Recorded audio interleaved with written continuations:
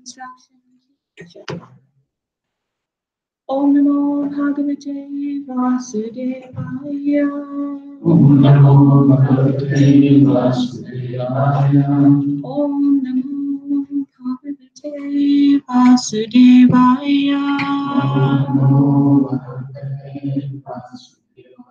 Om Namo Bhagavate Vasudevaya.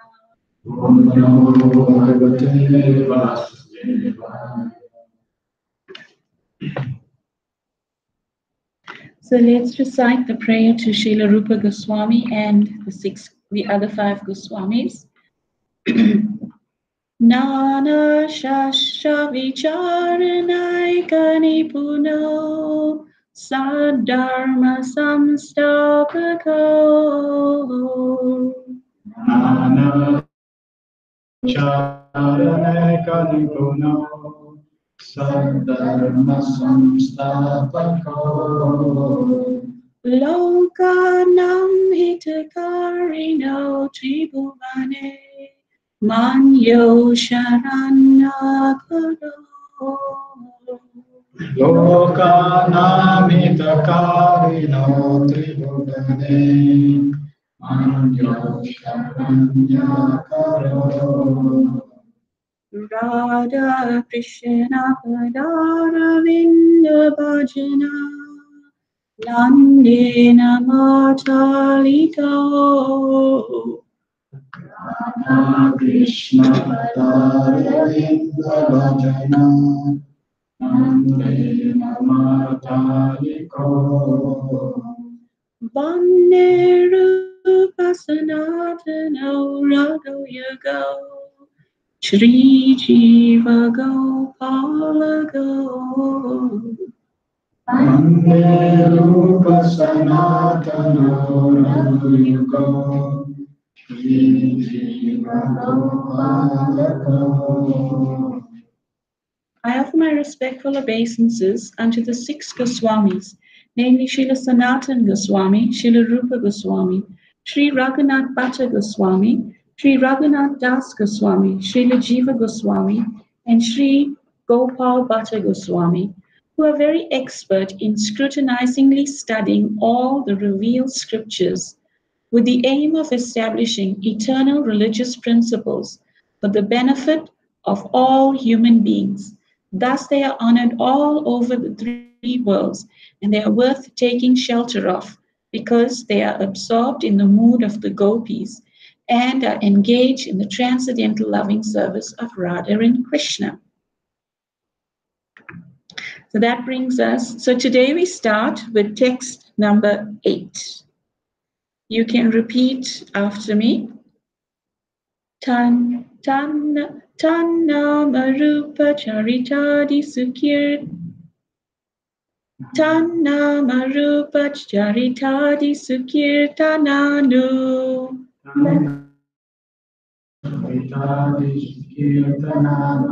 Smrityo Kramena Rasanama Nasini Yojya.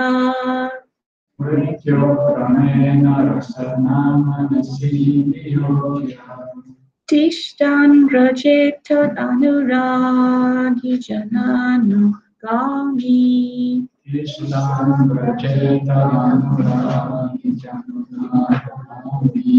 Kalam Nayeda Kilam Ityupadesha Sharam.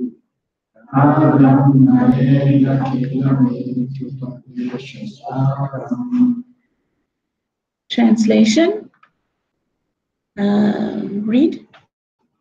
The essence of all advice is that one should utilize one's full time, 24 hours a day, immensely chanting and remembering the Lord's divine name, one's mental form, qualities, and eternal pastimes, thereby gradually engaging one's tongue and mind.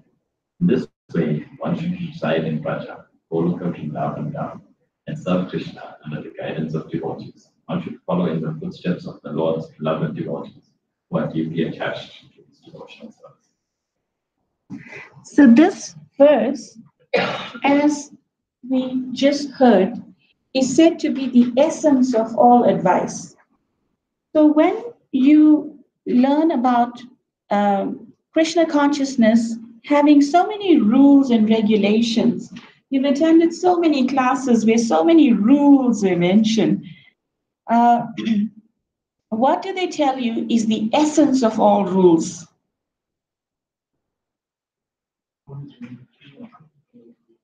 To always remember Krishna and never forget him, right? Now, this verse is telling you that the essence of all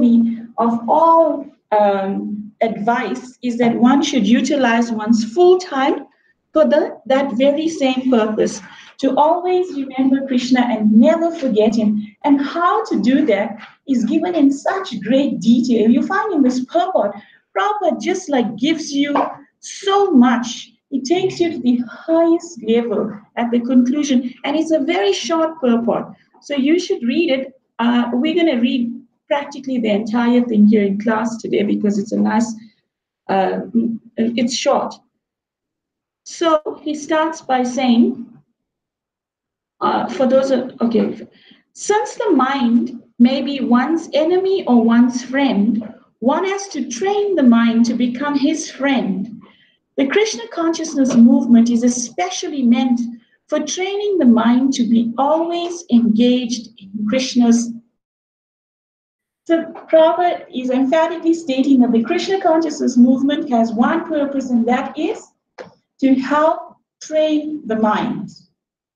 Now, the mind, whose mind? Our mind. So we're in possession of something that is so powerful, right? The mind is such a powerful asset that we got. And what can we do with this powerful asset, right? So Prabhupada is going to explain. The mind contains hundreds and thousands of impressions, not only of this life, but also of many past life, many lives of the past. So first thing we learn about the mind, it's like a database, right? It's storing information. And all of this information is not coming just from this one life, the 50 years or 40 years that you've been alive, or 20 some odd years that you've been alive. It is storing data from previous lives as well. And he's saying that these impressions, he's saying there are thousands of impressions. That means it's not selective about subjects or whatever. It's your attachment, our attachments from the past life and the previous life, etc., etc., etc. So everything we do in this life or while living within the material body is creating impressions or samskaras, and it's all being registered in the subtle body, because the subtle body, we learned, is made of mind, intelligence, and ego. So when you change the gross material body, the subtle body is still carrying that Atma, us, to the next body. So thereby the impressions get carried forth. These impressions sometimes come in contact with one another and produce contradictory pictures. So Srila Prabhupada explains in one purport, I forget where, he explains that if you think of gold during the day, or you see some gold, and then you see a mountain, at night, it is possible that you would dream of a golden mountain. You see, two completely samskars or impressions, they will get conjured and form something in your dream. So, in this way, the mind's function can become dangerous for the conditioned soul. Students of psychology are aware of the mind's various psychological changes, right? So the mind can have such a deep impression on us that at night, if you dream that you're being chased by a tiger, you probably would be sweating, panting, and screaming aloud. But it's just a figment of imagination, right? You may have seen a tiger and you just saw a dog chasing somebody in a movie or whatever. These impressions got registered, they come together at night, and they mess you up in the form of a nightmare, right? But how tangible is that experience, even though it's still a dream? So that powerful the mind is, it can take an illusion and make it seem like a reality. And Prabhupada goes on, at the time of death, the mind and intelligence of a living entity create the subtle form of a certain type of body for the next life. If the mind suddenly thinks of something not very congenial, one has to take a corresponding birth in the next life. On the other hand, if one can think of Krishna at the time of death, he can be transferred to the spiritual world Goloka Vrindavan. This process of transmigration is very subtle. Therefore, Srila Rupa Goswami advises devotees to train their minds in order that they will be unable to remember anything other than Krishna. So, I've heard time and time again of devotees speaking of how, even though they practice God consciousness, Krishna consciousness for a long time, like one Prabhupada disciple, when I was in Vrindavan, he was giving the class, I forget his name, and he mentioned that he had been practicing steadfastly for a period of time. And then he had an unfortunate incident, and he almost left his body. And the thing he remembered was a red rose, not in relationship to Krishna. And it was like a second chance for him, he explained, because he understood that in order to practice to train the mind is not to be it's not something that one should take lightly. In order to train the mind to think of Krishna at the time of death is not an ordinary feat, right? So one has to put more energy into it. Because throughout the day, so much of data is accumulated. You see a billboard, you see an advertisement, you'll see a video, you'll see so many things. Everything is now stored, stored, stored, stored. And at the time of death, you saw the picture in Bhagavad Gita of the film reel, right? So all these impressions come in front of you just at the time of your departure, and that you're most attached to, it will sort of lodge there. So we have to be very careful what attachments we're trying to form.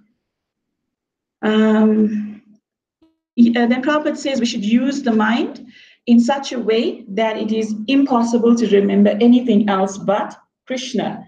So in other words, everything we see, we should try to connect to Krishna, even if it's part of his inferior energy, it's part of Maya or whatever, but you connect it somehow to Krishna, and that is yoga. And in the Bhagavad Gita, there's this famous verse, Yam Yam Vapi Smaram Bhavam Tyajante Ante Kalevaram Tam Tam Evati Konteya Satat Bhava Bhavita. Whatever state of being one remembers when he quits this body, that state he will attain without fail. And this is a famous picture from the Bhagavad Gita that illustrates this verse. Whatever we most attach to, that is what we transform in our next life. When I first saw this picture, I was thinking I should make a big color blower and put it in my room, just as a reminder. Right? And you see how aptly the artist has captured, you see this, the similarity. So you carry the impressions from this life to the next life. In this picture, it's shown how you like to remain with very less clothes exposing one's body. Then there's the body of the tree that stands exposed for so many years, so many thousands of years, eating like a carnivore. Then, the human body is not suitable, and the body of a carnivore will actually fulfill that carnivorous desire. Sleeping too much, the bear sleeps for 6 months. And then you get eating anything and everything, you get a suitable body. You get a suitable body. It's okay. And then Srila Prabhupada writes in a purport to the Bhagavad Gita, 5th chapter, 26th verse, the fish brings up its offspring simply by looking at them. The tortoise brings up its offspring simply by meditation. The eggs of a tortoise is laid on land, and the tortoise meditates on the eggs while in water. Similarly, the devotee in Krishna consciousness, although far away from the Lord's abode, can elevate himself to that abode simply by thinking of him constantly. By engagement in Krishna consciousness, he does not feel the pangs of material miseries. This state of life is called Brahma Nirvana, or the absence of material miseries due to being constantly immersed in the Supreme. Give the Mataji a chair, please, Javish. And so that's how powerful the mind is, that if you think about something, you can make it happen. You've all seen, I'm sure, advertisements for, what do you call these people? They can look at a spoon and bend it and crack a glass by looking at it, by their focus of mind power. So that mind power can be used in a positive way, right? It's being used by us so negatively for so many lifetimes. And we are hereby learning how to positively channel this amazing power. So there's the story of this Brahmana who was so poor. He actually had no facility to make a grand offering for the Lord, seemingly. So he heard that one can actually create an offering of seva in meditation. It's called Manasa Puja. So he decided that he is going to sit on the bank of this auspicious river and cook a pot of sweet rice for the Lord, right? Now, if you know about sweet rice, it should be served while it is cool.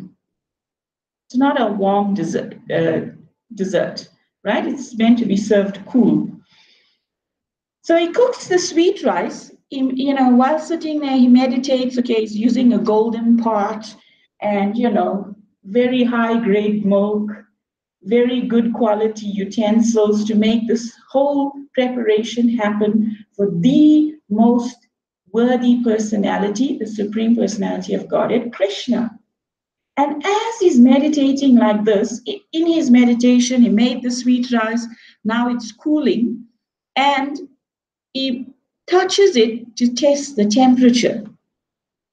And his meditation breaks because his finger burns. So he was doing Manasa Puja. You'll say, but where was the pot? This is an imagination. His meditation broke and his finger was tangibly burnt, right? It was red. So things offered by the devotee, even in meditation, are accepted by the Lord, and they help one achieve the desired result. So how magnanimous, no material restriction to serve him, right? By the power of one's mind, one can actually serve him in so many amazing ways. So one time the devotees asked Srila Prabhupada, they said, Srila Prabhupada, it's very difficult to control the mind when I chant, it wanders. This, I'm sure, is noted as a very common problem for all of us, practically, right? Srila Prabhupada, so what is the controlling of mind? You have to chant and hear. That is all. You have to chant with your tongue and the sound you hear. What is the question of mind? So you remember we started the class by explaining that we have to always remember Krishna, never forget him. How to do this? By chanting and hearing, right, is one way that Prabhupada is explaining. Later on in this book, Prabhupada will go deeper to saying how you must even hear. And he gives it in different stages. So just to summarize this purport, because we're not reading every word in it, basically he's speaking about controlling the mind, why to train the mind and how to train it. Why must we train it? Because it could either be a friend or enemy. It gathers impressions from thousands of lives. It is dangerous. Why? Because if you think of the wrong thing at the time of death, you're going to get the wrong destination. And the function of death is, its function at death is to create its next body. And the advice is to train the mind to think of Krishna and nothing else, and not think of birth again, right? Then how to train it? So now we're going to go through the entire process of how to train the mind. So Prabhupada mentions in the purport, similarly, the tongue should be trained to speak only of Krishna and to taste only Krishna prasadam. So he's explaining how subtle it is that that one can be at fault when one does not make amends to train one's mind. And the thing that is most closely related to forming positive impressions in the mind is one's tongue. And what is the function of the tongue? To vibrate, sound vibration, or to taste. So now, how does that affect the mind? Sri Chaitanya Mahaprabhu, you remember in the fourth book, Nectar of Instruction, this statement was made in the purport. Sri Chaitanya Mahaprabhu is also warned, Vishayida Ana Kale Dushta Hayamana. By eating food prepared by worldly persons, one's mind becomes wicked. By eating food prepared by worldly people, one's mind becomes wicked. Unless one is very advanced, he's unable to utilize everyone's contribution to further Krishna consciousness movement. Therefore, on principle, one should not accept charity from Mayavadis or atheists. So now the consciousness of a person who is not 100% is registered in grains, especially. Grains is a conductor of karma. Grains, when a person cooks grains, his consciousness permeates the grains. One time, Srila Prabhupada was in Germany, and the devotees, they bought shop bread, and they gave Prabhupada, because shop bread is like a staple diet in materialistic society. We all grew up, your school lunch was shop bread, right? You went home, you ate shop bread. You wanted some breakfast, probably it was toast shop bread, So bread played such an important role in our lives. So when the devotees were serving Srila Prabhupada in Germany, they obviously thought, hey, we should give Srila Prabhupada some shop bread because, he hasn't tasted shop bread. So Prabhupada, he ate the shop bread. And that night he had nightmares. Thank you. That night he had nightmares. So he told the devotees that don't give him shop bread again. He had nightmares. Because Prabhupada was very perceptive of a person's consciousness. One time, when Prabhupada was in Australia, the devotees brought him some prasadam. Prabhupada honored the prasadam, and then he said, who cooked this prasadam? It was, Kurma Prabhu, the famous chef in ISKCON, who writes the cookbooks. So Srila Prabhupada called Kurma Prabhu, and he said, thank you very much for following the 4 regulative principles and chanting nicely. Because he could perceive the consciousness of the cook in the prasadam. So one time, Srila Prabhupada took the devotees, when he first took the devotees to India, then the hosts, they prepared like a whole spread of prasadam, table full of preparations. And the devotees, the Indian tradition was to feed them more and more and more. So the devotees, they were living such an austere life. But when they came across this opulent prasadam, then, it was a feast. They were so enlivened, they were eating, a bit more than they should also. So the next morning, that night they stayed at that house. The next morning, nobody woke up for Mangal Arati. Srila Prabhupada woke up during Brahma Muhurta hours as usual, way before that, and he was translating the books. And then he called for his assistant and he said, "What's that noise?" It was the noise of the devotees snoring. So he sent them to go wake them up and immediately pack their bags, and we will leave immediately, irrespective of the fact that the hosts were expecting them to stay for a few days there. So Prabhupada, when he was asked later on, I think it was by Tamal Krishna Maharaj, why is it that we had to leave so suddenly? Prabhupada said you were affected by the consciousness of the food in the house, right? That you just slept, you got into the mood of enjoying, and you forgot your proposed life, your said life sadhana. So now we come to an amazing thing, the two types of devotional service. One is called Vaidhi Sadhana Bhakti and the other is Raganuga Sadhana Bhakti. So last week, Nishangananda Prabhu had the slide up where he was explaining all the verses and what part of devotion that they explain. Now, this particular verse that we're studying today, text 8, is Ashakti or attachment to Krishna. It's going to teach us how to develop attachment to Krishna.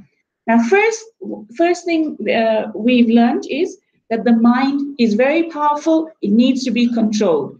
What influences the mind is what you use your tongue for, whether it's to vibrate mundane talks or vibrate Krishna Katha, or to taste Krishna Prasadam or to eat food cooked by materialists. You see, when Srila Prabhupada was going to America, he did a very amazing thing. At the age of 70, he carried his own pot from India to America, right? Because he had already pre-planned that he was not going to eat the American food. He was going to cook his own food. So he set an example as Acharya for us. So it behooves us as intelligent followers of Srila Prabhupada to also be in that mood to plan, that you're going out for the day, your body needs 3 meals, with 2 snacks in between to sustain itself. So you should plan so that you're not put in a situation where you have to go and depend on kami grains. One has to learn. So Vaidhi Sadhana Bhakti is following rules and regulations. In the beginning, there are rules and regulations. You have to follow it. And then by following these rules and regulations, what will happen? You get to a stage of Raganuga Bhakti or spontaneous devotion. Now our devotion is not spontaneous. So Prabhupada gives 2 analogies to understand this process of why Vaidhi Bhakti is there. He gives the example of the typewriter. That one has to learn to use the typewriter by following the regular principles of the typing book. One has to place his fingers on keys. Obviously, you don't know about typewriters in this day and age. It is, you can relate it to your keyboard or keypad. One has to place his fingers on the keys in such a way and practice. But when one becomes adept, he can type swiftly and correctly without even looking at the keys, right? So first it took practice. You had to look at the keys. You had to know where, it was a bit arduous. As soon as you master that art, you can type without looking. You can look at something else and continue typing, and it won't be you won't have errors. So similarly, one has to follow the rules and regulations of devotional service as they're set down by the spiritual master. Then one can come to the point of spontaneous loving service. This love is already there within the heart of everyone. Nitya Siddha Krishna Prema. Spontaneous service is not artificial. And that comes from a C.C. Madhya Leela Purport, 22, chapter 22, text 109 in the purport. Then the second example he gives, right, of practice is that a child does not want to go to school, but the child has to be forced to go to school. And, so many excuses can come. You really don't want to follow this set regime of waking up Monday to Friday and attending school. But gradually one can, Prabhupada says, devotional service must be without ulterior motive, then material conditions cannot check it. Gradually one can rise to the platform of spontaneous loving service. A child is sent to school by force to receive an education, but when he gets a little taste of education at an advanced age, he automatically participates and becomes a learned scholar. One cannot force a person to become a scholar, but sometimes force is used in the beginning. A child is forced to go to school and read and write according to the instructions of his teachers. Such is the difference between Vaidhi and spontaneous bhakti. So, how nice it is to come to the level of spontaneously loving Krishna. You don't have to think about it. The cold weather won't be an inhibition for you. Nothing becomes an obstacle on your path. All you care for is that service because you come to a mature state of relishing that reconnection because Prabhupada says it's already there within us, it just has to be awakened. Now, why we train the mind? The functions of an uncontrolled mind are dangerous. Prabhupada says in that purport. What we remember at the time of death determines our next body. You remember he quoted the verse. Therefore, Srila Rupa Goswami advises us to train the mind so that it can think of nothing else but Krishna.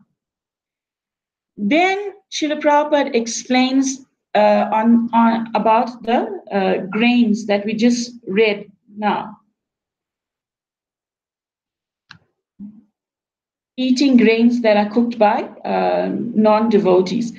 Then from Vaidhi sadhana perspective, this is still from the platform of following, executing devotional service, just following rules and regulations.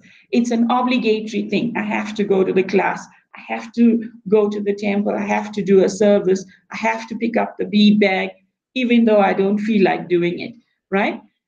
So he explains, give up all material motives and desires, engage in regulated devotional service according to the scripture, follow the principles of regulated hearing and chanting, and remembering Krishna. Then one has developed, then when one has developed true taste and attachment for hearing and chanting, he can try to live in Vrindavan and spontaneously serve the lotus feet of Krishna. So it's giving us a progression. First, we learn to control the mind by Vaidhi Bhakti, right? Engaging in following the regulated principles of hearing and chanting.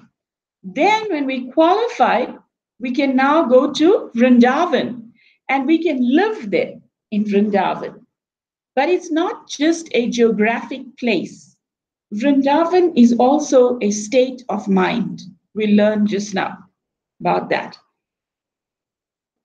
Then, on the other hand, after following all of these rules and regulations, and when one comes to Raganuga platform, from the Raganuga Bhakti perspective, one should reside in Vraja is Vrindavan, right? In Vraja, if not physically, then mentally. And how should you stay there?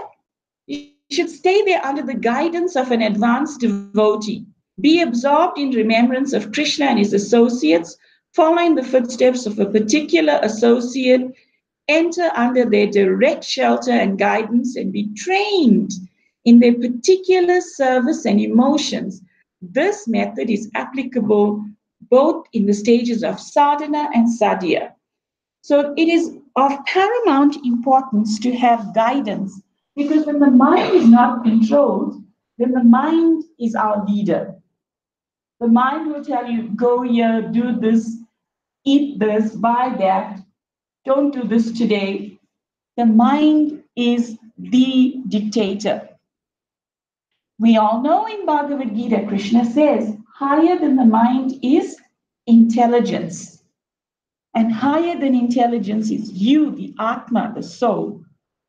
So we are being told here to go off our mental platform, stop being mental about it, right? In other words, to make decisions on a platform higher than the platform of the mind. And in order to do that, we have to take advice, or we have to serve under a devotee, a devotee, a pure devotee. So it's explained in the sadhana state and in the sadhya state. So in the perfected state, you will still be following somebody. You'll be doing your service under somebody. Now, in that purport, you will see the Prabhupada explains, just say you are interested in serving Krishna in Sakya Ras or as a friend of Krishna. You feel that emotion to be something more prominent, that's attracting you. So you want to serve Krishna as a colored boy. Then you will find a role model and surrender to that, and that person will teach you, will be your eternal guide in that rasa. So he says, if you want a conjugal relationship, then a certain manjari, Prabhupada writes there in the purport, right? Or if it's parental, he explains how, that you get a devotee in that rasa. So when one perfects one's material existence, it's not that, okay, I have to leave this body and get a spiritual body to imbibe this consciousness. In this very body, up to the stage of bhava, one can actually cultivate this consciousness, right? In the advanced stages of the Raganuga platform, one is very conscious of the time of day and without the alarm clock, right? One is very conscious of the time of day and what Leela Krishna is performing. Krishna performs the Astakaya Leela, eightfold pastimes during the day, right? So in the morning, this is the time, the sun is rising, Krishna will be doing this activity, right? So your consciousness is, Mother Yasoda, and they must be packing the tiffin. I wish I could help pack the tiffin. Krishna may be needing his hot milk at this point in time. Then towards the evening, it's dusk. All the cows must be coming home, so the dust of Vraja will be forming clouds, and just like another cloud, this bluish, beautiful form of Krishna will be coming amidst the dust raised by the hoof prints of the calves and cows, will be coming towards Nanda Maharaj's house. His hair will be bouncing, it'll have some dust. The scripture explained it has reddish tints. So, one is very conscious, okay, Krishna is coming home, Krishna will be needing his supper. So if you're in the rasa of helping Mother Yasoda, then you want to go help, your meditation is, okay, Krishna is coming now, I have to cook a feast for him, right? I have to have a good meal, because after a young boy, after a full day's work like this, requires a good meal. Then at night, Krishna's going to go to the Ras Leela. Then these arrangements have to be made. So your consciousness is always, what is the need of Krishna at this part of the day? Then, so in that manner, one remains absorbed. So how to remember Krishna, right? So Prabhupada, towards the the end of the purport, he explains the different stages of remembering Krishna. It's not just that, okay, remember Krishna, how to remember Krishna. The different stages of remembrance. He explains that first stage of remembering Krishna is you become a Shravana Das. That means you focus on hearing about Krishna. You sacrifice your time, you come, you listen to Krishna, you listen to topics about Krishna. You will make a time to hear about Krishna. You know how often it is we will say we don't have enough time, right, to hear about Krishna by reading Prabhupada's books. Do you know there was a book that I read about a devotee in ISKCON. Her name was Ladini Dasi. So she was a Prabhupada disciple, and she was serving in the early days of ISKCON New Vrindavan in that big, Prabhupada's Palace of Gold, which is now Prabhupada's Palace of Gold in West Virginia. So they were serving under very, very austere circumstances. And she was very, very overloaded with service. But she knew that Prabhupada said what pleases him most is when his devotees study his books. So at that time, the Chaitanya Charitamrita had just come out, and she was determined to read this book. And she had no time. So you know what she did? She would keep the copies of the CC where a workstation was going to be for the day. Nowadays, we have it all in our gadgets, our phones, and whatever you get now, Kindle and whatever, right? So she had books hidden wherever she was going to be busy that day. So in every 5-minute break she'd open and read like a paragraph. She read the CC at something like 7 times. All those volumes of books, just by doing that. Determination plays an important role. If you really want to do something, you will make it happen. So, so the first stage is Shravana Das, hearing. You hear in the car, you'll make some arrangement to hear on a daily basis, Then there is Varna Das, the stage where you start to accept what you're hearing. You become submissive to whatever you're hearing. Then Smaranavasta, you remember and chant in ecstasy. So you heard, you've accepted, and then you remember and chant in ecstasy. Then you get Sampatidas, which is when the eternal relationship you have with Krishna becomes revealed. So everything starts with hearing, right? You remember Prabhupada told us when you're sleeping, the first thing is that will be effective is sound to wake you up. So this process of remembering Krishna comes in these stages, Prabhupada is explaining. That in order to remember Krishna, first thing is you hear, then you accept. Then when you accept, you remember and you will chant in ecstasy.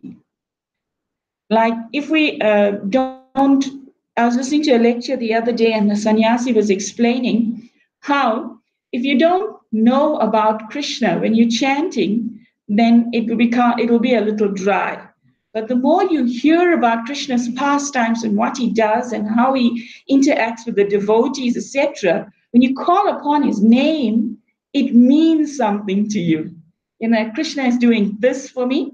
Like we said in the before class, we're talking about how nice it is, how caring a father he is toward us. What a lovely well-wisher that he provides all the things we need in the particular seasons we have to experience, right? So he's your best well-wishing friend. So when you're chanting, a heart of gratitude would become opened to receiving His mercy when you think in that mood. I want to talk about something that previous that I just noticed that if you take the hearing, acceptance, remembering, and eternal, the first letter is Hare. It's actually a nice way to remember it. Very good mnemonic. Very good. Mnemonics are an amazing way to remember things, yeah. So then, the hearing, 5 stages of remembering, right? So now it's explained that how to remember, because now we're constantly hearing about this person. We want to remember this. So the hearing should be, the remembrance is interrupted in the beginning. We hear and there's intermittent disturbances in our remembrance of Krishna, right? We're trying to remember him, but the mind goes here, the mind goes there. There is an interruption in the remembrance. Then you have uninterrupted remembrance. You learn the art of focusing. What you hear, what you're vibrating, what you're hearing, you are now, it's uninterrupted. You're able to focus. Then it's uninterrupted and concentrated. So eventually, this remembrance is uninterrupted and concentrated. It's deep. Everything else, yeah. It's like when you sit down to do your japa, nothing else matters besides your chanting and hearing and experiencing that. Meditation expands and becomes constant. So the 4th stage, after uninterrupted and concentrated remembrance, the meditation becomes constant. That means it's not just for the japa time. Everything you see in the world, you're able to somehow relate it to Krishna. Oh, Krishna gave us such a nice weather today. You understand that Krishna is like that thread that holds a string of pearls together. It's invisible, but it's doing the most important function of holding all the beads together. So he's that invisible thread. Then you enter into a stage of uninterrupted and unceasing anusmriti, which is samadhi, unshakable remembrance.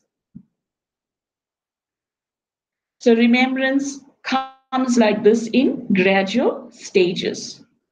Isn't that amazing? Prabhupada gives us that in the purport.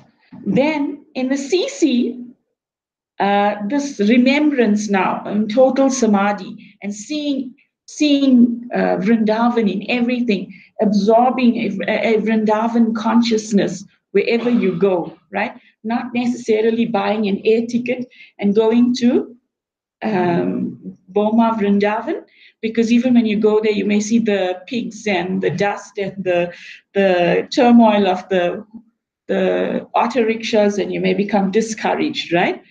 So this is internalizing your consciousness to Vrindavan consciousness.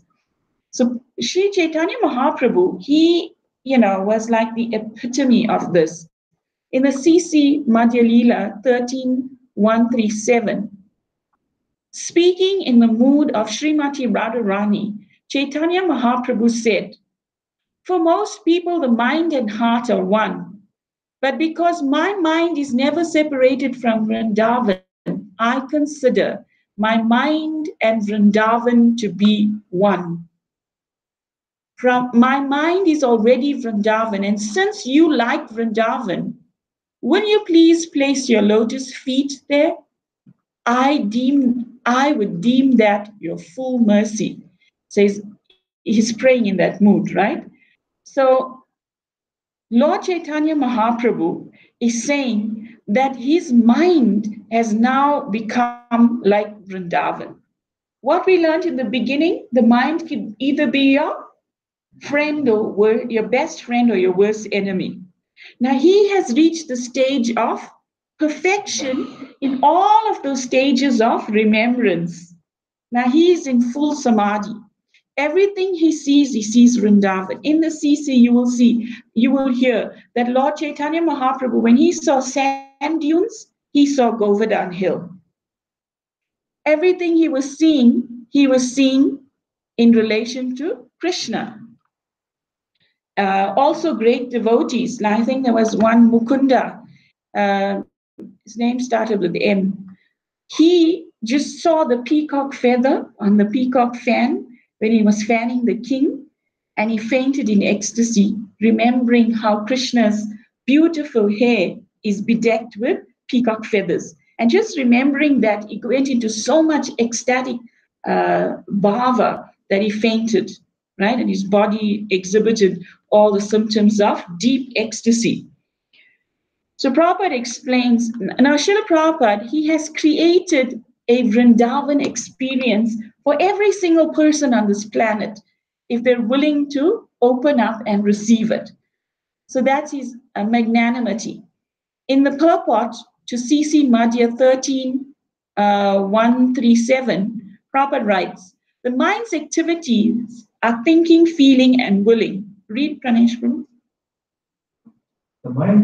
The mind's activities are thinking, feeling, and willing, by which the mind accepts materially favorable things and rejects the unfavorable. This is the consciousness of people in general. But when one's mind does not accept and reject, but simply becomes fixed on the lotus feet of Krishna, then one's mind becomes as good as Vrindavan. Wherever Krishna is, there is also Srimati Radharani, the gopis, the cowherd boys, and all the other inhabitants of Vrindavan. Thus, as soon as one fixes Krishna in his mind becomes identical with Vrindavan. In other words, when one's mind is completely free from all material desires and is engaged only in the service of the Supreme Personality of Godhead, then one always lives in Vrindavan and nowhere else. Now, this is an amazing thing. It is explained that if you are leaving your body and you know you're leaving your body as a Vaishnava, the best place to head is Sri Vrindavan Dham or Mayapur Dham, right? When His Holiness Bhakti Tirtha Maharaj got message that he was going to leave his body, his melanoma cancer was now reaching, a state where he's gonna have to prepare for the end.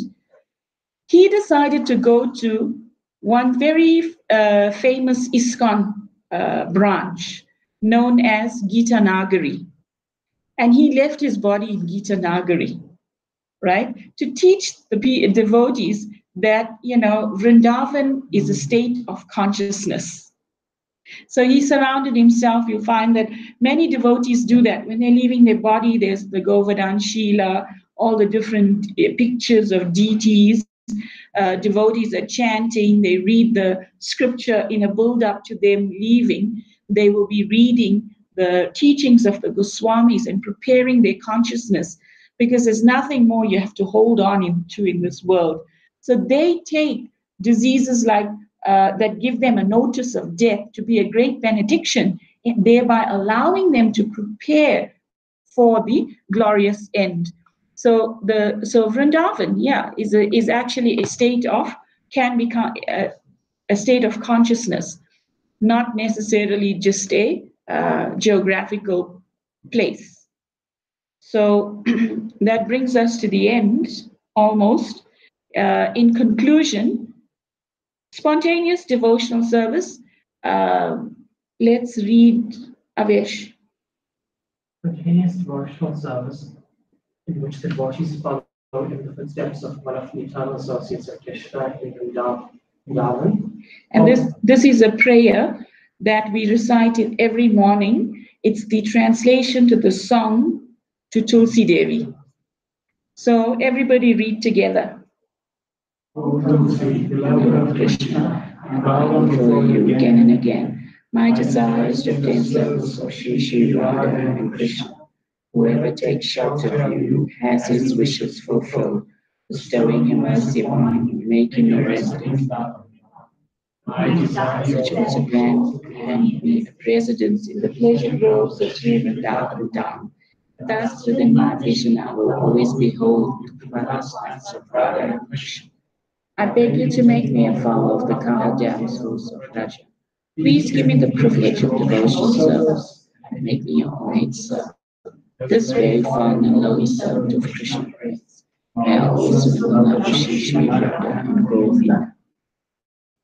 So when we heard Srila Rupa Goswami advising us that we have to practice this Vaidhi Sadhana Bhakti under the guidance of a devotee, and it is the same thing is applicable when we reach the perfected state of sadhya, then one personality Prabhupada gave to us is Srimati Tulsi Maharani, right? That we always take shelter of the Tulsi Devi and beg her for residence and shelter, because it is by her desire that we will get Radha and Krishna's shelter. Similarly, we have Srila Prabhupada's books. We may be not able to associate with devotees, we may be so introvert that it's difficult to form a deep relationship with a devotee in our conditioned state. But Prabhupada's books are always available, and nothing, Prabhupada didn't leave anything out. He said the best of him is in his purports. So there is actually no excuse. And to serve with like-minded devotees is an important thing, because you're moving in the right direction. You're not interested in any forms of mixed devotion. You want to follow in a manner where you will attain the goal of life as is prescribed in the scripture, without going off on any tangents, right? Because it's dangerous. You're giving the mind you're giving your whole life's reign to your mind, and the mind is uncontrolled. The mind is saying, go here, do this, play this game, do that, and you're just saying yes, yes, yes to every one of the mind's demands. But here's a time where the illusion of darkness that we've been existing in is being pulled up like a veil. And here we're being instructed or advised by an illustrious personality, Srila Rupa Goswami, that don't take shelter of the mind. You control the mind. The mind says, let me sleep a little more. No, I have something more important to do. It's the Brahma Muhurta hour. I want to wake up and do something for my Atma, for me, right? I've surrendered to you the entire day. I've lived according to your demands lifetime after lifetime.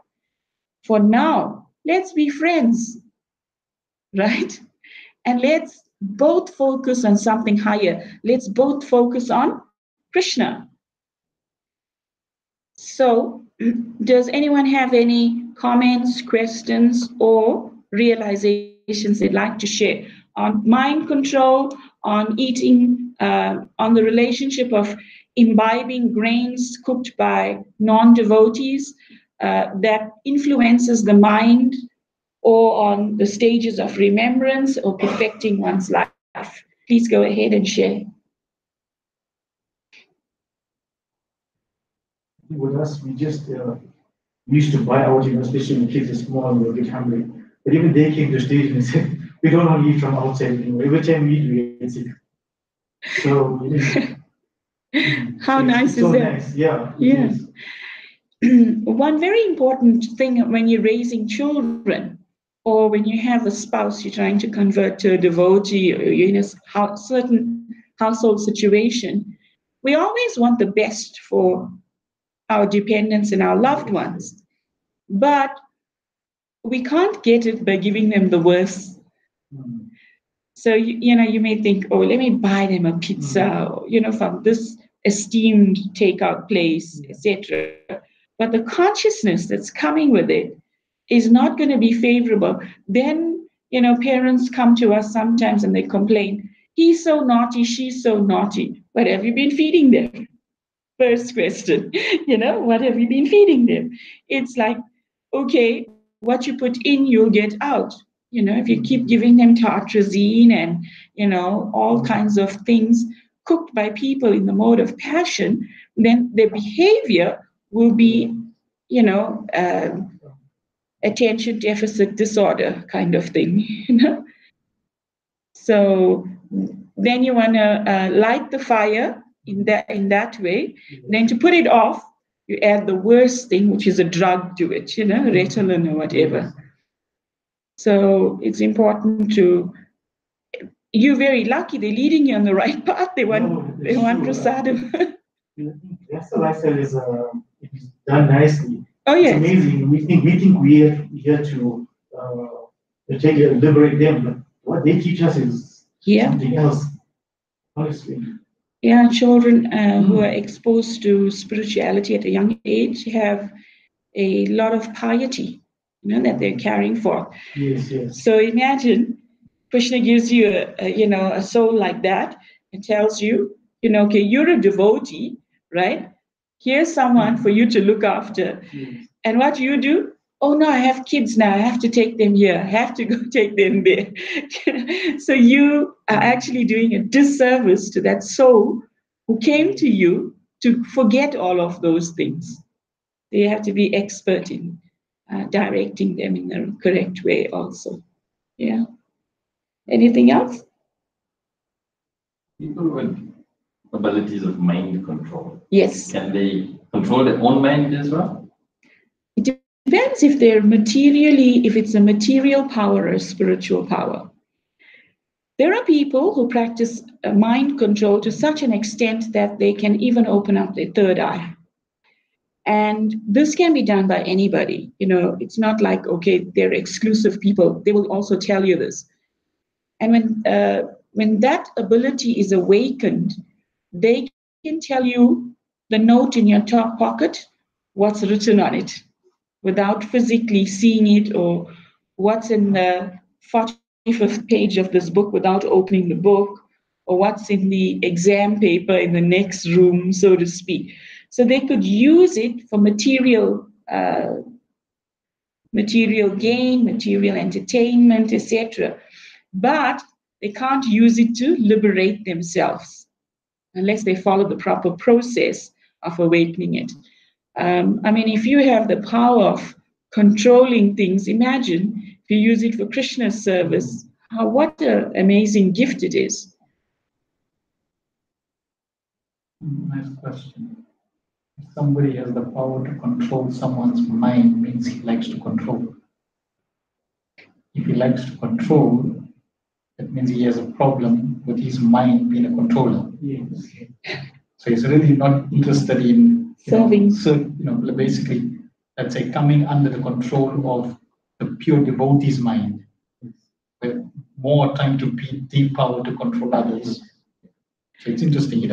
It's not like it's tech. He hasn't even, unless he reads Nectar of instruction, say, oh, interesting. I'm controlling people's mind. I need to start working on my own mind. And then he can start developing that. In the Prabhupada memories, there are devotees like Narayan Prabhu. He used to, he was interested in these things. There are different devotees in the memories. And I know one devotee was explaining that he would sit in the park and he would stare at a person from behind with so much of concentration and focus that by the power of his sort of Shakti that he was channeling to that person, the person would turn and be forced to look at him. So when he met Srila Prabhupada, he tried to do the same thing on Srila Prabhupada. But Prabhupada was like a step ahead of him every time he tried. And then he surrendered almost immediately that this person has got a Shakti higher than my material power. He was in the Prabhupada was chanting in the park. And he was sitting on the bench. He saw Prabhupada, chanting, and there were some devotees gathered around him. So he thought, oh, this is an interesting person. And he would regularly go to the park to play with his spouse. So when bypassers would, go past, he would look at them, and then they would turn and look at him. And then they wouldn't know what, because they were just, whatever. And then they're walking. So like that, you would play with people. So then when Prabhupada started chanting, and Prabhupada was in the park, he thought, okay, let me try it on the Swami. So Prabhupada was looking away from him. And he was at the back. So he looked at Prabhupada, nothing doing. So then he thought, oh, try doing Prabhupada, nothing happened. That's strange. He looked at some other people walking past and they turned. He said, okay, power is working. So then looked at Prabhupada again. This time, Prabhupada turned on his own accord, looked straight into his eyes, and the sight of Prabhupada's, the intensity of Prabhupada's sight was so strong that he had to turn away. He couldn't. So he realized, oh, this person, don't mess with this person. He beat me to the trick. Yeah, and then he realized this is no ordinary person. That's how he surrendered to Prabhupada.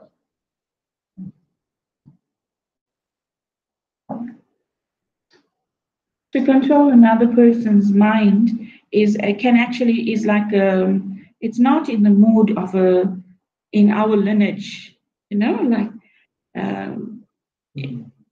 we're das anu das anu das. We want to become the servants of others, not the Ishwara, or feel proud that we're controlling someone.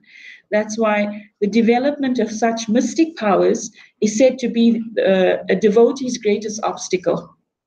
Because when you develop such powers also, then you become like worshipped by other people. They look upon you as special, and then you start eventually thinking that you're special. So one has to be guarded to always always remain in a humble state of mind. The comment regarding Raganuga Bhakti, which means following in the footsteps of the residents of Vrindavan. So we should not prematurely think or select, I like, Subha, or I like Lalita, or I like Mother Yashoda, therefore I'm going to meditate now on them. That means you now selecting, you're basically using your current consciousness, state of mind, intelligence, and making a assumption that that's your relationship. So we don't select a relationship like that. We as Prabhupada says, first we chant and hear, we regularly hear about Krishna, which means right now in the beginning stages we are servant of Krishna. It's dasya, like Lord Chaitanya Mahaprabhu. Lord Chaitanya Mahaprabhu's relationship with everyone was dasya, servant. So that should become more and more prominent. I'm a servant of Krishna, I'm a servant of Krishna, I hear more.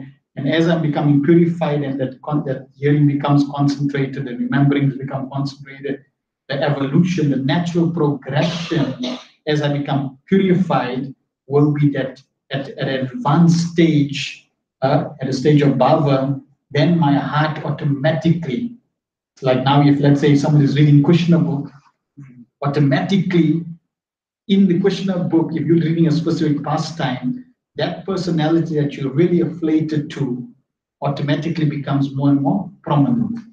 And you become inclined, you want to know everything that person does. So that will come naturally. We don't artificially impose that on ourselves.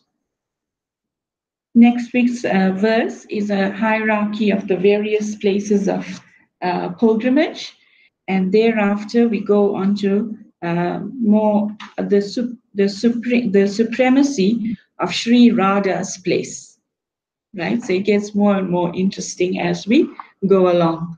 It's an amazing book to read scrutinizingly, study scrutinizingly. So don't pack it away. When we finish the classes, go back to it as often as you can and memorize its points.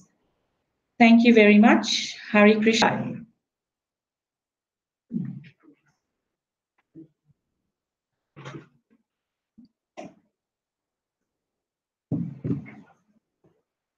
Online questions.